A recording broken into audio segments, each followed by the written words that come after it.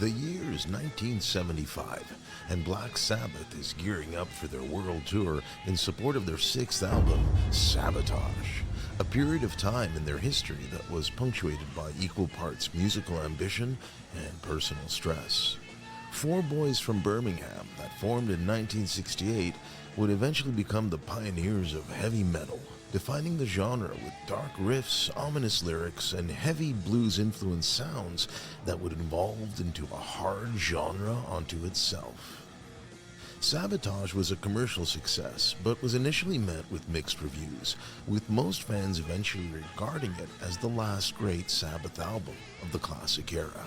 Drummer Bill Ward, bassist Geezerbutler, vocalist Ozzy Osbourne, and guitarist tonyiommi would employ a blistering balance of crunching power chords mixed with melodic storytelling about corruption, existential reckoning, and betrayal, thereby making Sabotage a back-to-basics effort that produced some of their heaviest and most authentic work,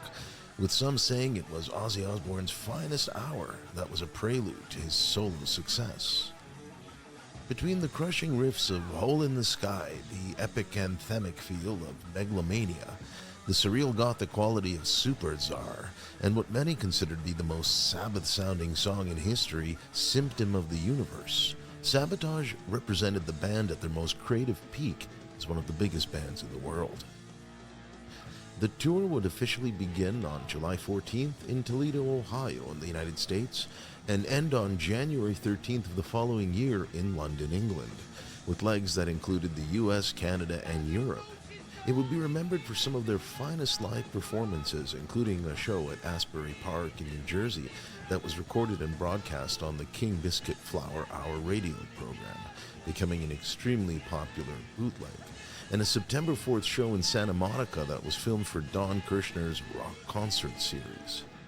Sabbath was supported by opening acts that would later blossom into some of the most recognizable names in rock, including Ted Nugent, Peter Frampton, Kiss, and Lynyrd Skynyrd. It was a testament to the popularity and character of the band that they would share the success with other musicians who never forgot their kindness and open-hearted disposition. The stage shows were particularly dynamic and featured hits like Symptom of the Universe, War Pigs, Iron Man, and Paranoid.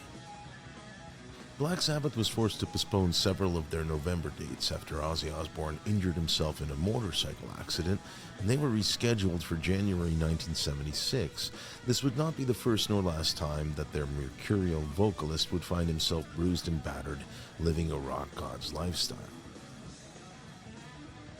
In what was quickly becoming a growing trend for bands that wanted to add extra layering and depth to their live performances, Sabbath decided that they'd add Gerald Jez Woodruff as their studio and touring keyboardist, who would make his debut during this time.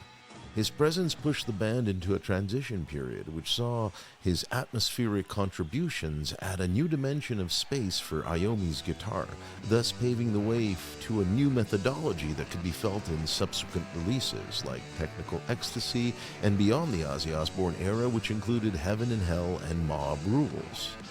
Overshadowing the band's live touring schedule during this time was a bitter legal battle with former manager Patrick Meehan,